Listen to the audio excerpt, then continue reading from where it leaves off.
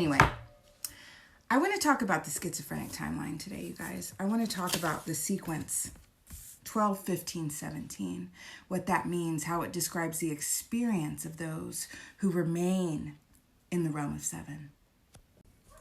All right, so when we talk about 12, 15, 17, when we want to decipher the sequence, we need to decipher it 2 digits at a time because it does have an even number of digits. So we're talking about 12, we're talking about 15, we're talking about 17. So when we talk about 12, essentially, we're talking about a multitude of things. But for this sequence specifically, we're talking about the mental and interpersonal instability that comes with this diagnosis, that comes with this timeline, because this timeline is future, past, present. So it also indicates experiences that were occurring prior to a diagnosis.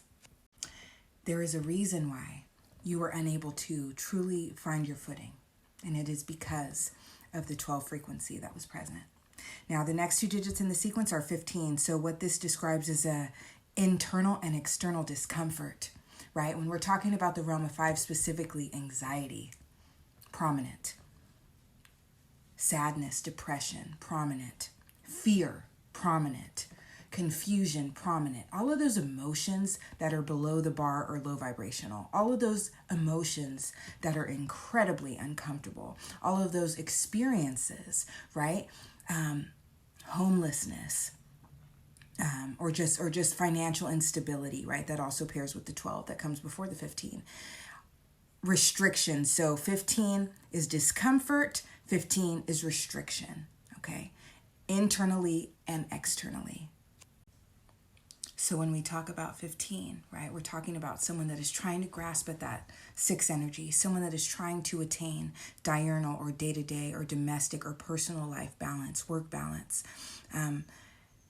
being able to manifest efficiently in the realm of 6. And it's just out of grasp. It's just out of reach, and it remains out of reach for those in 15 frequency. You may have it for a short period, but it doesn't last. Or you may just have energetic oppositions that prevent you from establishing it in general.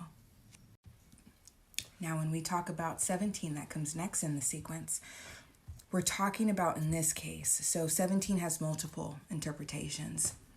I have a prominent 17 frequency, and what it means for me is that I have done the work that's necessary in the realm of 7, essentially.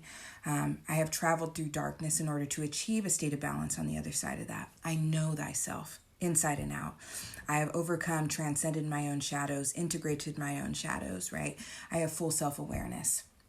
But there is another meaning for it as well, and that can also be someone that has been ordained by God to remain in the realm of 7 in order to, in due time, whether in a later portion of this lifetime or the next lifetime, achieve the state of balance they so desperately seek. And what it often means for my loves, and I mean that sincerely. I have people I deeply care about that are afflicted with this diagnosis. What it means for them when we're talking about that 17 frequency, we're talking about navigating the realms of 7, but also the realms of 8. And I'm going to get into exactly what that means. With limited, if not arguably no protection, and without veil. Without that energetic distance between humanity and the gods, between humanity and the I that sees all, that knows all, okay? Between humanity and that collective consciousness. There is no veil there. Hence why oftentimes when you speak with people that have schizophrenia, they have insight, they have understanding, they are connected to a source that describes things that they should not understand. And what I want you to keep in mind and what I want you to understand is that this darkness, this agreement to walk through the darkness in such a way, without veil, without protection, without distance, is a soul sacrifice. And it's needed to attain the balance that you desire in your next incarnation. This is what is needed in order to release heavy karmic energy that is currently being held, and in order to combat the power of oppositional forces that surround you. That is why you're constantly feeling that energy of opposition, because your soul made an agreement to endure this in order to release it. You, my darlings, are the truest champions of light because you have agreed to bear the weight of darkness every moment of every day. And those oppositional forces and everything that 7 has to offer, right? Which is insanity, confusion. But opposition, right? That's why it tends to be oppositional voices. It tends to be oppositional thoughts. It tends to be things that counteract balance. It tends to be things that support that state of internal and external discomfort.